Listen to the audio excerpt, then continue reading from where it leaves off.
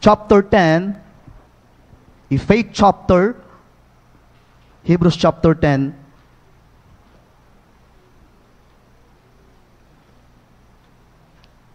verses 26 to 31.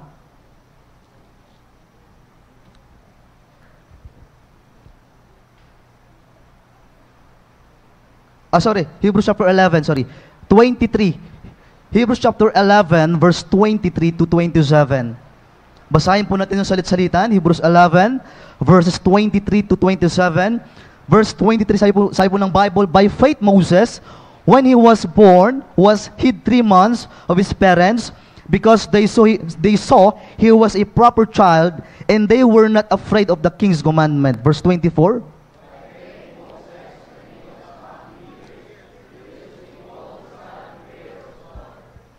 Choosing rather to suffer affliction with the people of God than to enjoy the pleasures of sin for a season.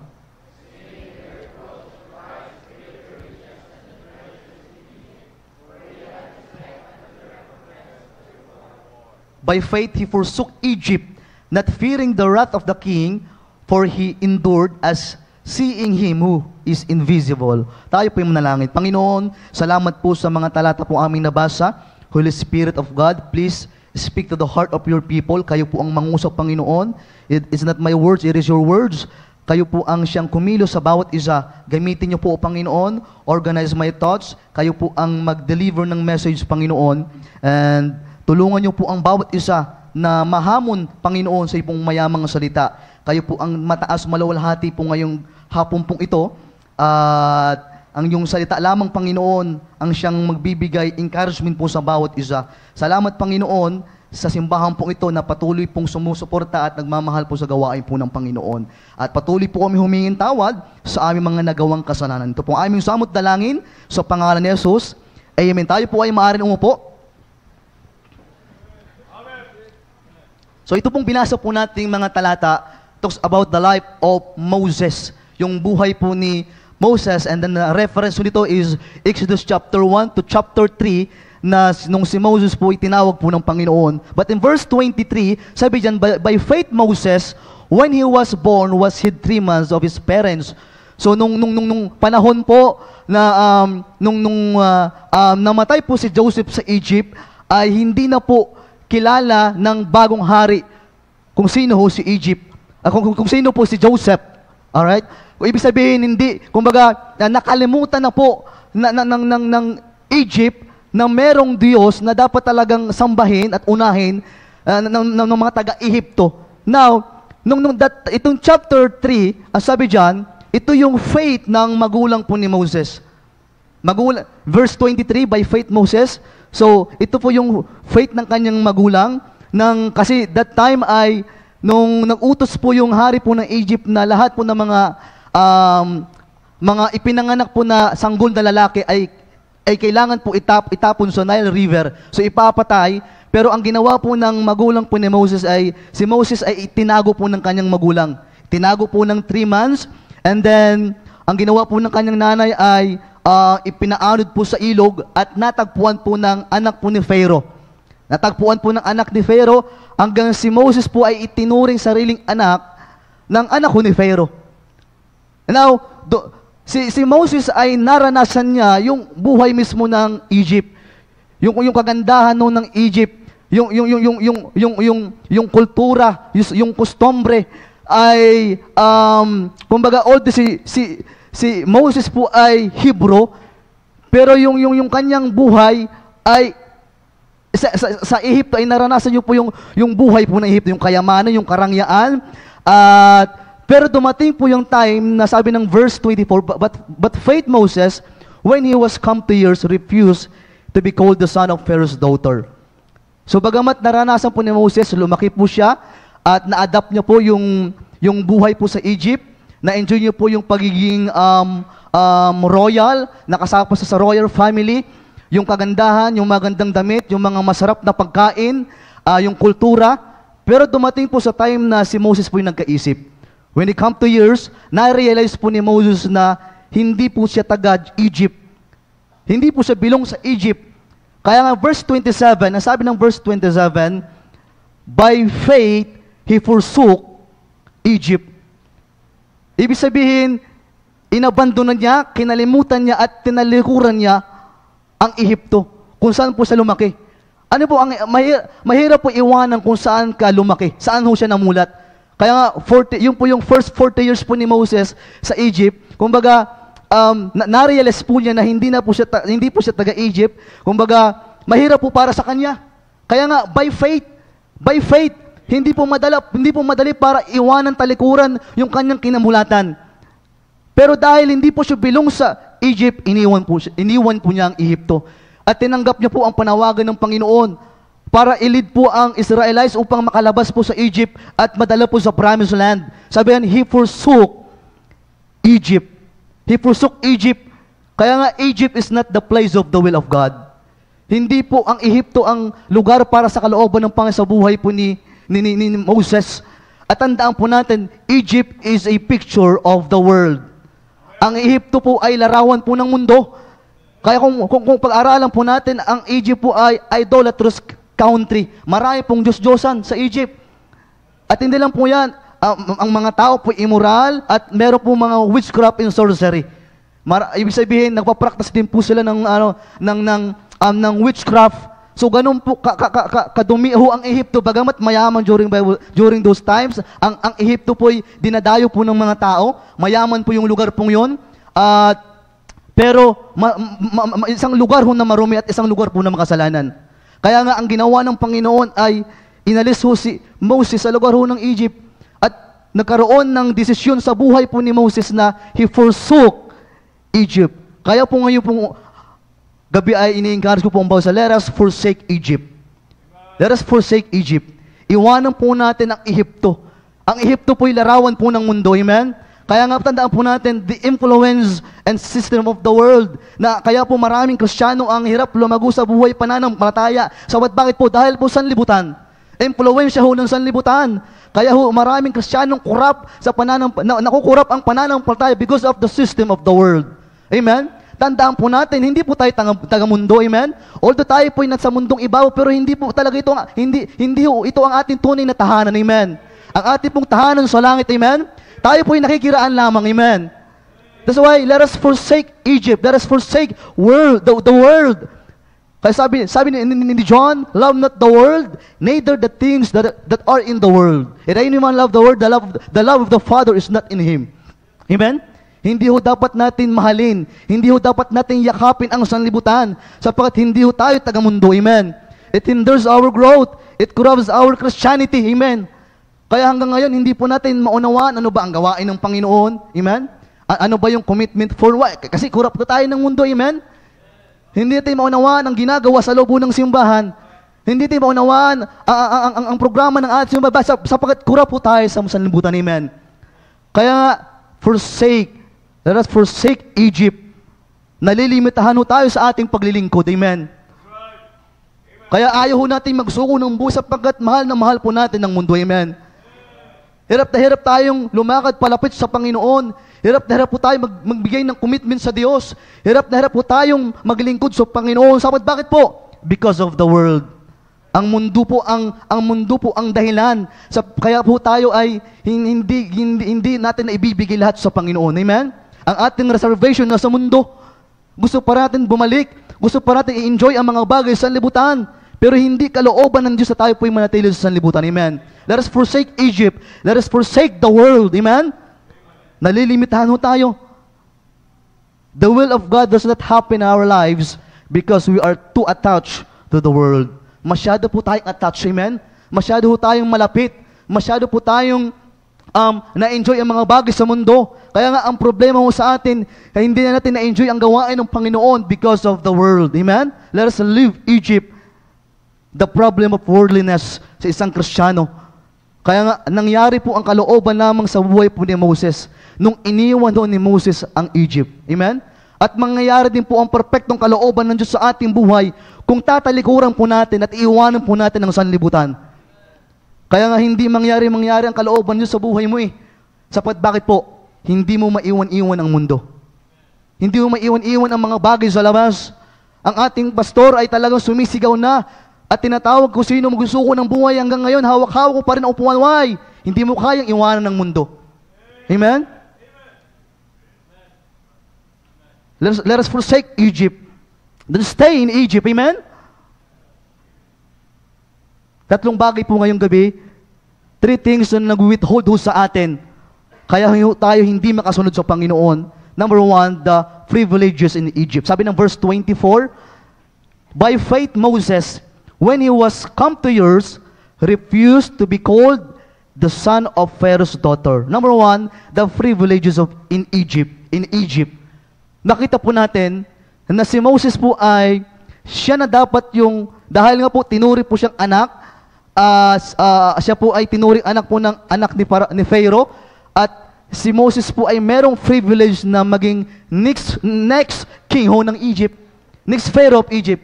Ibig sabihin, pwede niyang ma-attain yung power, yung authority ng pagiging hari po sa Egypto. Pero sabi diyan, he refused. Tinanggihan niya po. Tinalikuran niya, iniwan niya. Ibig sabihin, meron sana siyang privilege to be the next king of Egypt. Amen? Ganon din tayo. Ang problema sa ating mga Kristyano ay masyado ating tinataas at masyado ating pinipili yung privilege ng mundo. Amen? Maybe some of us, tinatawag ka ng Panginoon at sinasabi mo, sir, kasi ako kasi yung next policeman sa aming family. Ako kasi yung next teacher sa aming family. May pangarap sa akin yung aking magulang. May pangarap sa akin yung aking family. Amen? O baka to be the next contractor, wag naman husana. Amen? Amen?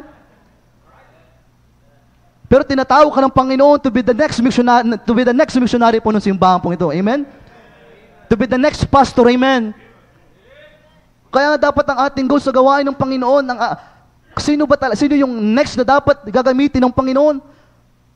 Ang problema ho sa atin, tayo po yung masyadong manghang-mangha at silaw na silaw sa mga position sa labas. Amen? Kaya naniniwala po ako sa dinami-dami po ng tao po dito. Alam ko dito, maraming tinatawag dito ng Panginoon. Amen? Ang dami na po mga sundalo. Amen? Ang dami na po ng mga teacher sa labas. Ang dami na po ng mga professional sa labas. Pero mas maganda, sasagutin mo panawagan ng Panginoon para maging next missionary ka na sa iyong bangit. Amen? Di ba? Kaya si Moses, iniwan niyo po. Mas pinili niyang sagutin ang panawagan ng Diyos kasama yung people of God. Kasi ma-enjoy yung mga bagay sa Egypt. The privileges in Egypt. Because of the world, we belittle the privileges of God. Minsan, minamalita lang natin yung mga privileges ng Panginoon sa atin. Parang ang liit na lang natin sa atin, ay, choir member lang naman eh. Diba? Parang minamalita yung pagiging Bible student. Minamalit natin yung pagiging full-time. At tinataas natin yung posisyon sa labas. Kaya pupunta po sa Pangasinan, mga bahay-bahay ho doon, may mga nakalagay po doon na pangalan, yung pag-graduate po sila. Kunwari, yung pangalan nila, tapos ano yung kurso po na, yung kinuha po nila, nakalagay po sa labas po yun, naka-display. PhD or engineering, naka-display po yun sa labas. Doon sa Pangasinan. Yun po yung pinagmamalaki po ng mga tao po doon. Pag nakagraduate ka, nakasulat, nakapaskil doon yung pangalan mo. Naka-ukit po yung sa kakaiba naman, pinapaprint po nila. Kasi akala nila, yun na talaga yung pinakamataas o lahat. Amen?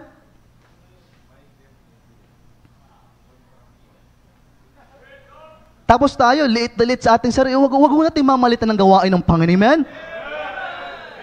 Kung meron mang pinakamataas na posisyon, kundi yung posisyon mo sa ministry. Amen? Yung paglilingkod na meron ka, ito dapat yung ating itinataas at pinagmamalaki. Amen? Hindi po yung mga posisyon sa labas. Minsan iniisip natin, pag mayaman, mas spiritual na. Di ba? Hindi ho, ganun ho pamantayan sa gawain ng Panginoon. Amen? Kapag may posisyon, ikaw na nasusunod sa Opo, minsan din nun eh. Sa amin, kapag may posisyon, yung full-time, sunod-sunuran. Kasi ito yung may trabaho eh. May posisyon, may professional, tapos dahil full-time nga lang, sunod-sunuran. Hindi ho ganun, amen? Ang pinakamataas ho na panawagan, itong gawain po ng Diyos, amen? Kaya nga yung privilege ho natin, amen? Yung privilege mo na nasa ministry ka, amen? Yung privilege na ginagamit ka ng Diyos, amen? At kaya wag ho natin mamalitin. Ito si Moses, i-refuse. Tinanggihan po niya. Siya na sana yung next king of Egypt. Pero iniwan ho ni Moses, amen? Kaya po, kaya pag ang problema din sa amin doon, sa gawaan doon, sa amin sa mission, yung mga young people po na graduate na ng college. Opo. Dahil nga po, probinsya, gusto nila pumunta sa Maynila para makahanap po ng magandang trabaho. Ay, syempre, pinag-pray, yung nakahanap na ng magandang trabaho, nakalimutan na po ang simbahan. Opo. Nakalimutan na po ng ministry, nag-backslide na kung kailan yumaman nagkapera. Nakalimutan na po ang gawain ng Panginoon. Pero tandaan po natin, wala na pong pinakamataas pa na gawain kundi ang gawain ng Panginoon. Salamat sa privilege na binigay sa atin ng Panginoon. Ipagpasalamat mo kung anong ministry na meron ka. Amen? Pantay-pantay po ito, amen? Wala pong pagalingan, amen? Wala pong pagandahan. Ang ating goal sa ministry ay malawalhati natin ng Panginoon, amen?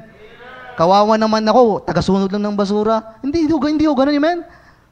Naalala ko nga po, yung ako po nag-full time, una ko pong responsibility, tagasunog ng basura. Oho.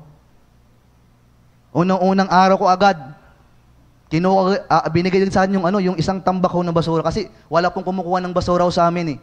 Ang ginagawa ko na sa church, sinusunog namin. So, yun yung unang kong responsibility. Oho. Hahawakan ko yan isa-isa. Tapos kasi, andun si pastor eh. Gusto kasi si pastor, pag magsunog ng basura, isa-isa, hindi agad ibubuhos sa sunugan. Isa-isa nga hahawakan po yan. Opo. Hawakan isa-isa, and then, mainit yung apoy. Kaya sunog na sunog yung noo ko noong that time eh. Mas maitim pa ako sa kaldero eh. Oho. Talagang, sabi po, pambihira. Ang ganda ng trabaho ko, nasa company, may aircon, tapos ngayon magsusunog ako ng basura. Pero dahil tinawag po ng Panginoon, talagang na-enjoy ko po ang gawain ng Panginoon. Dahil lang sa ministry na pong yun na tagasunog ng basura, di ko alam, dadalhin pa ako sa Alaminos, Pangasinan. Opo. Kaya, wag mong mamalit yung ministry na meron po tayo, di mo alam kung saan ka dadalhin ng Diyos. Amen? Opo. Kaya nga ito si Moses, iniwan niya po ang kagandahan po ng Ehipto. The positions and to be identified in the world. Kasi ang gusto natin minsan makilala, amen? Mapansin. Kaya sabi ng verse 20, esteeming the reproach of Christ greater riches than the treasures in Egypt. The reproach of Christ. Hinarap po ni Moses yung kahiyan para sa Panginoon. Ang problema ko sa atin minsan meron ho tayong pride na ayaw natin magmukhang kawawa eh. Opo, sa ministry, minsan ayaw natin magmukhang kawawa. Kaya ang ating ginagawa, pupunta sa mundo, magpapakayaman para masabing, ay, ang galing mayaman mapera, parang pinagpala pero wala sa kalooban ng Diyos. Amen? Mas mabuti ng mukhang kawawa, at least nagagawa ang kalooban ng Diyos. Amen? Mas mabuti, wala lang pera. Diba? Kaya, pag pumupunta po kami sa area ho namin, ano po, ang dala ko lang puntang area nung nagsimula sa gawa ng Panginoon, walang laman ng bulsa. Ang dala ko lang ho, suklay lang. Suklay lang ho ang dala sa area. Pupunta na area, maglalakad, suklay ho ang dala ko. Bible, tracts, Yun ho ang dala. Walang pang merienda, okay lang. Pero pag sa gawain ng Panginoon, hindi papayag ang Diyos na magutom ka eh. Oo, gusto luwinin ka, bibigyan ka ng soft drinks, isipin mo malamig, sira ang boses. Di mo lang pwedeng tanggihan. Diba? May mag-aabot ng tinapay, papameriendahin ka, kasi nabibless eh. Isipin niyo po yun? Minsan kasi, kaya po tayo hirap magsuko ng buhay, kasi nga, ayaw natin magmukhang kawawa. Amen? Pero hindi ka naman talaga kawawa, amen? Ginagamit ka ng Panginoon, amen? May time din para pagpalain ka din ng Diyos, amen? Kaya sabi isang pastor, pagpalain man o hindi, maglilingkod pa rin sa Panginoon. Amen? Hindi naman tayo naglilingkod para pagpalain o yumaman, amen? Naglilingkod tayo kasi gusto lang natin magpagamit sa Panginoon. Kaya yun po yung buhay po ni Moses, tinanggihan niya po. Amen? Ang ganda sana ng buhay niya. Pwede naman sana maging king ho siya at palayain niya yung mga taga-Ehipto. Pero hindi kalooban ng Panginoon eh. Mayroong sariling way ang Diyos, amen? Minsan gusto po tayo magsuko ng buhay, mayroon tayo sariling kapamaraanan, amen? Pero dapat kapamaraanan pa rin po ng Diyos, amen? Meron gusto sa amin, nag-full time, pero gusto niya, marami pa rin siyang pera. Oo. Kaya ginagawa niya, full time siya, nag-online business, nagbibinta ng barong, pati ako pinagbibinta ng barong eh. Sabi ko, wala namang pera, full time ako eh. Bigay mo na lang sa akin, sabi ko. Tapos, yung mga sa bahay-bahay pa, yung tag doon, yung mga sa mga subdivision, parang agent, gusto pong maging ganon. Pero gusto daw niya mag full time. Pero gusto pa rin niya magkapera. Po, hindi po nagtagal na wala sa gawain ng Panginoon. Ayaw magutom eh. Gusto lagi may hawak ko na pera. Amen? Kaya tanda po natin sa gawain po ng Diyos. Amen? I-refuse po natin ang mundo. Amen? Kaya nga tandaan po natin si Moses, he forsook Egypt. Iniwan niya po ang Egypt. Iniwan niya po ang buong buhay niya sa Egypt para lamang mangyari po ang kalooban ng Diyos. Amen? Kaya kung hindi mo iwanan po ang mundo, hindi po mangyayari ang perfectong kalooban ng Diyos sa buhay mo. Amen? Hindi mangyayari. Ang gusto ng Diyos, magsuko ng buhay. Ang gusto ng Panginoon, dalhin ka sa misyon. Ang gusto ng Panginoon, mag-full time ka. Pero ba't di mo maiwanan ang mundo? But Moses forsook Egypt. The privileges in Egypt. Amen? Kaya nga po, yun po ang dangers po kapag masyado po natin minahal yung mga opportunities o mga privileges sa mundo. Minsan, dahil nga sa mundo, pinili po natin magpakayaman sa labas, posisyon, minsan tayo po'y nagmamataas na. Amen? Minsan ay mas magaling pa sa pastor. Opo, dahil mayaman ng pera, gusto nang kontrolin po ang man of God. Dahil po, because of position, dahil po sa kayamanan, tandaan po natin, hindi po sukatan ang kayamanan o posisyon sa labas para lang masabing mas mataas ka. Hindi ho. Pantay-pantay lang tayo sa gawain ng Panginoon. Kaya ito si Moses, iniwan niya po. Iniwan ni Moses ang Ehipto. Number 1, the privileges in Egypt. Number 2, sabi niya verse 25, choosing rather to suffer affliction with the people of God than to enjoy the pleasures of sin for a season. Number 2, the pleasures in Egypt. Ang Egypt po ay kilala na marami pong feast lagi sa Egypt. Meron po silang drunken feast.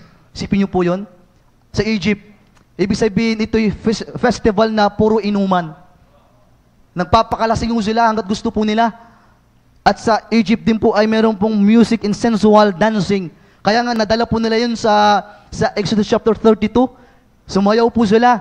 Kasi pleasures po eh. Yung po yung nadala ng mga Israelites na meron din pong sexual immorality tied to idol worship, lavish banquets with excess food. Yun din po ang meron po sa Egypt. Padamihan po ng makakain. Isa po sa, mukbang. Tama po yun. Talagang, and then isa din po meron sa Ehipto po ay display of beautiful clothes. Pagandahan po ng damit. Kaya nga sabi dyan, pleasures of sin for a season. Yun po ang iniwan po ni Moses. Yung pleasure, yung enjoyment sa Egypt.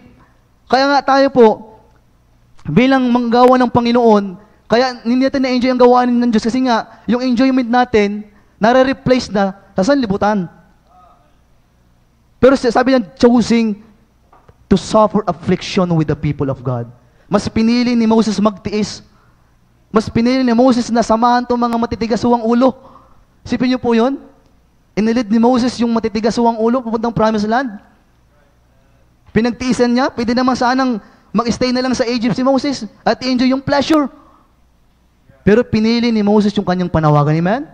At salamat, merong pastor na nagtitiis sa atin. Amen? Amen? Ang ating pastor, marami din pangarap yan. Amen? Pero pinili ang gawain ng Panginoon. Pleasures in Egypt. Kaya maraming Kristiyano undecided pa rin sa paglilingkod. Amen? Atras abante. Magsusuko doon ng butas, babawiin din agad. Amen? Kasi bakit? Nakita sa full-time na ministry, ay, mahirap na. Bawal cellphone dyan, Especially po sa amin, mga full-time, bawal po cellphone. Oo. Kailangan na magpaalam paghahawak ko ng cellphone. Bawal mo mag-cellphone. Mag-cellphone ka lang pagka-graduate ka na po ng Bible school. Opo, yun po sa full-time po sa amin. Tapos yung Facebook mo, dapat alam ng pastor. Opo, yung messenger mo.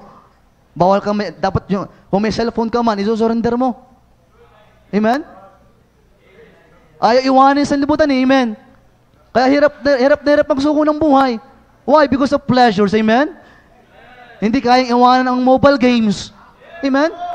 Eh sir, offline lang naman sir eh. Hindi. Makamundo pa rin yun eh. Amen? Oo. May mga sa amin, mga young people sa amin, pag nag-press about mobile games, sir, paano yung offline games naman ho? Pwede naman siguro yun, ano? So, lumulusot pa, amen? Diba? Pleasure, amen? Kaya marami ayaw magsuko ng buhay kasi nga, doon sa amin, sa Tansa po, ang kanin ho doon may takal. Oo. Eh, sakto, dati may kabatch po ko dati mag full time, sabi kami dalawa. Oh, best friend ho kami dalawa nun. Sabi kami mag full time. Itong best friend ko talagang grabe talaga sa pagkain. Oh, bago kami mag full time, lagi pong nililibre sa labas. Ay nung full time kaming dalawa. Anak ko, isang takal lang pala umaga. Isang takal din sa tanghali. Hindi kinaya eh. Ayun, lumabas. Pleasure eh. Diba? Kailangan tiis sa gawain ng Panginoon, amen?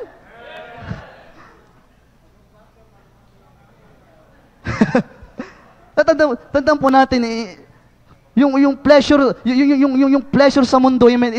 Ito yung nag-iindiro sa atin para magsuko ng buhay, amen? Iwanan ho natin, amen?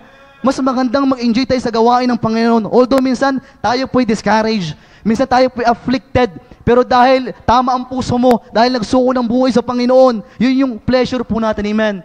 Yung pleasure po natin, yung pressure sa gawain ng Panginoon, amen? Hindi po yung enjoyment sa labas. Kaya pag ang hanap mo tayo enjoyment, hindi tayo magtatagal, amen? Hindi ho tayo magtatagal.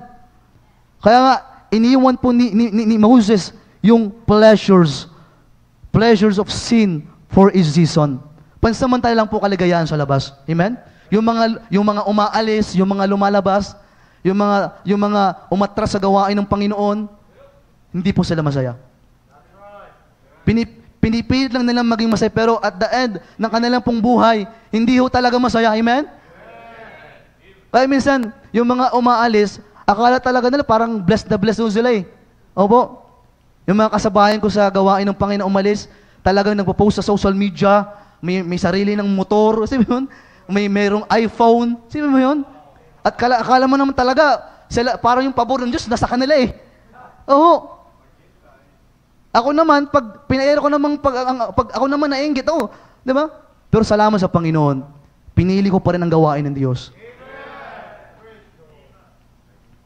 Oo. Yung mga, kung sino pa yung mga yung mga umalis, akala mo naman talaga parang sila yung pinagpala. Di ba yung mga ganyan ho? Di ba? Nagpo-post sa social media, mayroong bagong bahay. Ba? Kung kailan umalis sa gawain ng Panginoon, nagkaroon ng bahay Di ba? Kung kailan umalis sa pagiging full-time, nagkaroon ng iPhone. Di ba? Kasi ganyan po ang mundo. Amen? Sa una lang ipapakita sa iyo maganda. Amen? Pero sa huli, malungkot pa rin, amen. Sa huli, may kulang pa rin, amen. Sa huli, may hanap-hanap pa rin at hindi kayang i-feel ng sanlibutan yung kalungkutan dyan sa puso mo. Kasi alam mo na ang tunay na masayang buhay at maligayang buhay sa gawain ng Panginoon, amen. Pleasures of sin for His season, amen. Pansamantala po yan, amen. Pansamantala. Kaya nga, yung mga full-time po dito, wag ho tayong maingit sa labas, amen. Wag ho tayong maingit. At kahit sa mga member ho, wag ho tayong maingit. Amen. Oo. Di ba? Meron sa amin full-time, nagpaalam, Pastor, pwede bang maging member na lang ho ako? Nainggit sa member eh. Gusto lang maging member na lang. Maging normal na lang na member. Tapos sisimba na lang kapag gusto nilang anong oras sumimba. Di ba? Ipinantay yung kanilang sarili. Dati full-time, dati ginagamit ng Panginoon, pero ipinantay yung sarili sa mga member. Kasi nainggit eh. Because of pleasures. Amen? Kaya nga ito po yung naghihindero sa atin para mas lalo pang gamitin ng Panginoon. Yung pleasure ng sanlibutan, amen? Nalalo po ang mundo po ngayon, yung technology ay talagang palalaho ng palala. Diba? Kung paano lumalago yung technology, ganun na mo yung Kristiyano palubog ho, amen? Mas lalo nangihina, amen? Kaya tandaan po natin yung pleasure ng mundo. Huwag ho nating i-enjoy ang mga bagay sa labas. Bagkus i-enjoy po natin ang mga bagay sa gawain ng Panginoon, amen? Oo. Masaya sa gawain po ng Diyos. Amen? Masaya.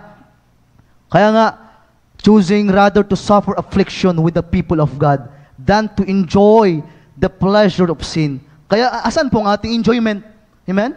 Saan ka nag-i-enjoy? Kaya dapat ang ating enjoyment, unang-una sa lahat, sa salita ho ng Diyos. Amen? Kaya dapat pag-gising natin umaga, dapat ang unang bumungad ay salita ho ng Panginoon. Amen? Kung mayroon mang lugar na dapat natin, kung saan dapat tayo mag-enjoy, dapat sa simbahan, amen. At kung mayroon mang gawain na dapat natin ma-enjoy, kundi ang gawain ho ng Panginoon. Because of the pleasures in Egypt, huwag ho natin hayaan na tayo po'y malimitahan. Amen? Some of us are addicted to some pleasurable things. Huwag ho natin hayaan na ma-addict ho tayo. Amen? Yung sa Bible, may word na addict, pero yung word na addict sa ministry. Amen? Hindi yung addict sa cellphone. Amen? Hindi yung addict sa mobile games. Pati sa offline games na rin. Oh. Amen? Hindi addict sa mga K-drama. Imbis na sana, gigising ng maaga, makakasama pa sana ng solowining na addict sa K-drama. Ayun yung problema sa mga young people sa amin. Binabasag ko naapektuhan sa mga K-drama. Diba? Pati yung itsura, ginagaya na rin ho. Diba? Kaya yung buhok, imbis na sana yung buhok ay maayos, may hati. May hati nga naman, sa gitna nga. 2 wings. Parang lilipad ho. Diba? Bakit po? Kasi na-influensya ho ng mundo, amen? Diba? Naapektuhan ang ating paglilingkod. Naapektuhan ang ating ministry because the influence of the world, amen? Pleasures in Egypt. Huwag natin hayaan na maapektuhan ho tayo. Si Moses, iniwan, he forsook Egypt. And number last, sabi po ng verse 26, esteeming the reproach of Christ greater riches than the treasures in Egypt. Number last, the prosperity in Egypt. Tandaan po natin, iniwan ho ni Moses ang kayamanan po sa Ehipto. Prosperity means a state of being successful. Yun po yung prosperity. Na para ho kay Moses, ang tunay na success ay yung magamit ng Panginoon. Hindi ho para maging sigat ho sa Ehipto. Hindi para maging king of Egypt. Hindi po yung tunay na success para ho kay Moses. Iniwan ni Moses, he forsook Egypt, esteeming the reproach of Christ greater riches than the treasures in Egypt. Kaya nga, ang tunay na kayamanan para kay Moses ay yung magamit siya ng Panginoon. Kaya nga, ano ho ang ating perspective pagdating ho sa kayamanan? Na ang Panginoon, para sa Panginoon, na ang tunay na kayamanan ay hindi po kayamanan sa lupa. Matthew chapter 6, ang sabi po na Matthew chapter 6, buksan po natin.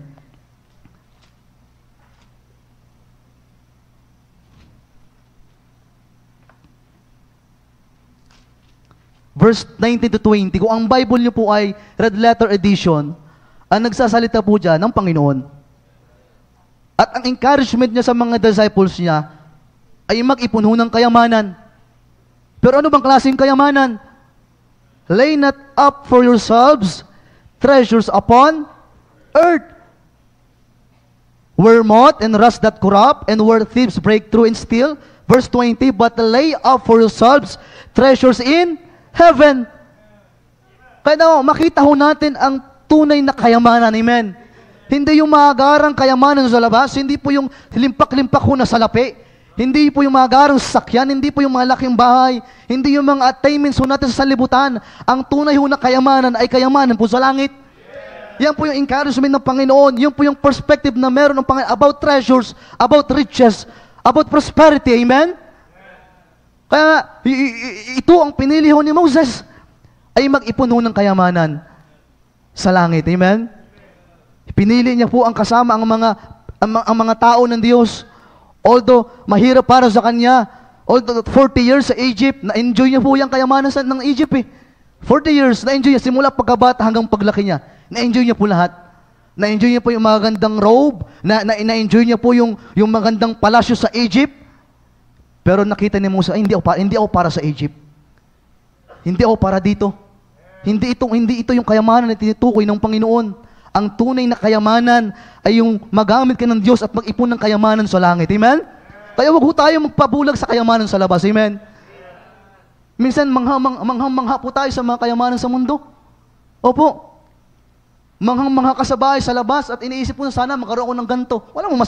Walang masamang mangarap. Amen? Opo.